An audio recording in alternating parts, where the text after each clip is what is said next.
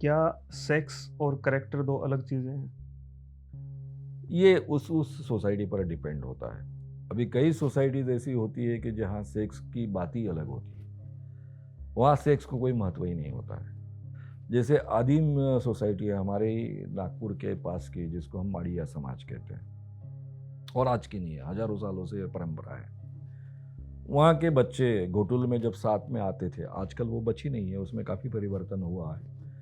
लेकिन 30-40 सालों तक ये परंपराएं शुरू थी, जब बहुत शहर के लोग वहाँ पहुँच नहीं पाते थे तब तक। तो वहाँ की स्थिति ऐसी थी कि सब बच्चे, लड़के लड़कियाँ एक साथ में घोटुल में साथ में आते थे और सब एक दूसरे के साथ में रिलेशन रखते थे। उसमें से जो उनको कॉम्पेटिबल लगेगा उसके साथ में वो शादी करते थे, और शादी करने के बाद में फिर उनको घोटुल में आने की परमिशन नहीं होती थी। फिर वो उसके साथ में प्रामाणिकता से पति पत्नी कर कर जिएंगे। लेकिन करीबन ऐसा होता था कि एक गांव समझो 50 लोगों का गांव है, उसमें 20 जवान लोग हैं, तो ये 20 के 20 जवान लोग एक दूसरे के साथ में संबंध रखे हुए, ये घोटुल में हो सकता था। यानी गांव की हर लड़की की टेस्ट उसने ली है, लड़के ने, और हर लड़की ने हर लड़के की टेस्ट ली है, ये भी हो सकता था। और उसके बाद में वो कॉम्पेटिबल अपना जोड़ीदार चुनते थे, साथी चुनते थे। तो ये प्रक्रिया बहुत ही साइंटिफिक है, जो आज जिसे अमेरिका में आज डेटिंग कहा जाता है, अमेरिका जैसे या यूरोप जैसे देशों में, भारत में भी सेक्सुअल dating, कंपैटिबिलिटी।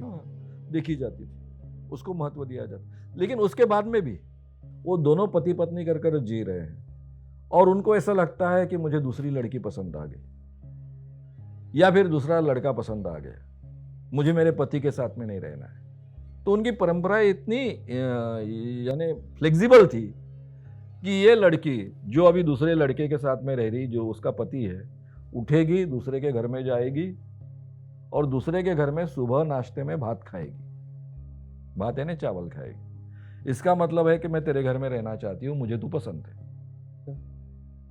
अब रहा सवाल पहली लड़की ने क्या करने का, पहली यानी उसकी पहले दूसरे की बीबी ने क्या करने का, उसने तय करने का इसको रहने देने का नहीं है।